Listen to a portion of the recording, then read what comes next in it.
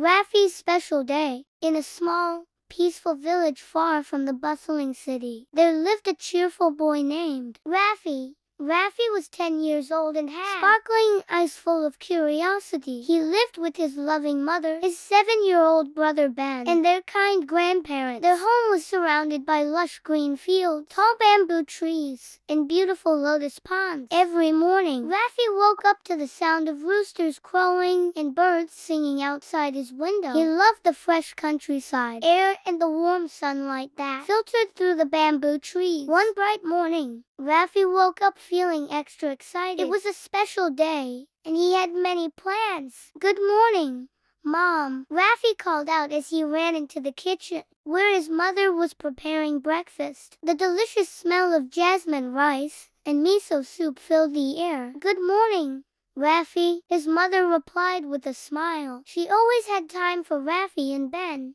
even though she was very busy. "What would you like to do today?" "I'm going to play with Ben and help Grandma in the garden," Raffy said eagerly. Ben, who was 7 years old, clapped his hands with joy. After breakfast, which included fresh fruit and rice cakes, Raffy and Ben put on their straw hats and ran outside. The garden was full of colorful flowers, green vegetables, and a small koi pond. Grandma was already there, tending to the plants. "Good morning, Grandma. Can we help you?" Raffy asked. "Of course, my dears. You can help me pick some vegetables," Grandma said, handing them small baskets. Raffy and Ben carefully picked the fresh, green vegetables, placing them in their baskets. Raffy felt proud to help his grandmother, and Ben followed his big brother, trying his best to pick the biggest vegetables. After their gardening adventure, Grandpa called them over to the small wooden shed. "Raffy, Ben, would you like to help me feed the fish?" he asked. "Yes,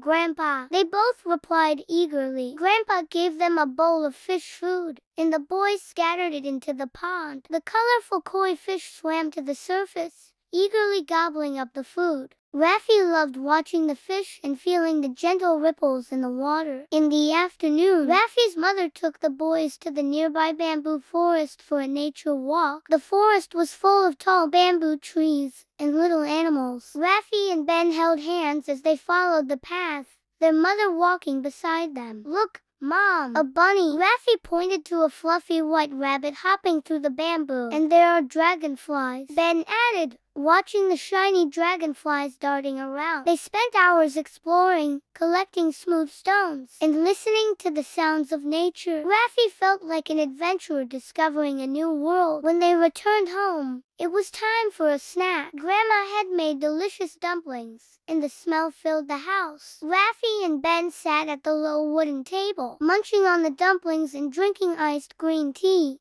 "Thank you, Grandma. These are the best dumplings ever," Raffy said with a mouthful of crumbs. "You're welcome, dear. I'm glad you like them," Grandma replied, smiling warmly. As the sun began to set, Raffy's mother called him and Ben to the living room. It was story time, one of Raffy's favorite parts of the day. They all sat on the soft tatami mats, and their mother began to read a story about brave samurai and magical lands. Raffy listened intently, his imagination soaring with each word. By the time the story ended, both boys were ready for bed. Ben snuggled closer, his eyes growing heavy with sleep. "Good night, my sweet boys," their mother said, tucking them into their futons. "Sweet dreams." Raffy closed his eyes, feeling safe and loved. He knew that tomorrow would bring another day of fun and adventure with his family. The next day,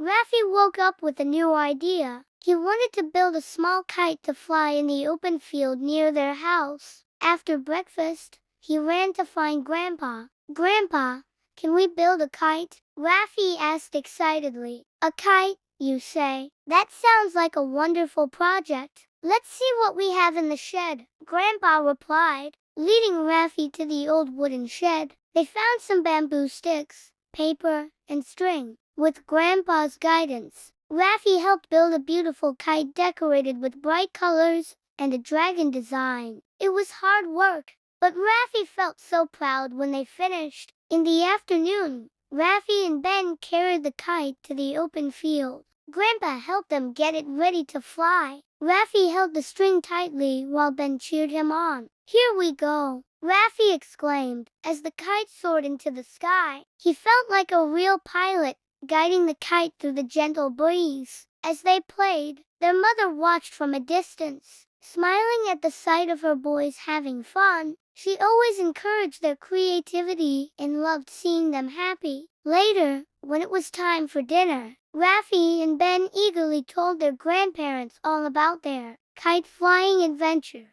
The family shared stories and laughter around the low dining table, enjoying the delicious meal Grandma had prepared, which included steamed fish, miso soup, and fresh vegetables from the garden. "Tomorrow, let's go on a picnic by the lotus pond," Raffy's mother suggested. "We can bring some of Grandma's dumplings and play games." "Yes, let's do that," Raffy and Ben agreed, their faces lighting up with excitement. As Raffy drifted off to sleep, he dreamed of more adventures with his family. He knew that no matter where they went or what they did, the love they shared would always be the most important thing in the world. And that made Raffy feel like the luckiest boy in the whole wide world.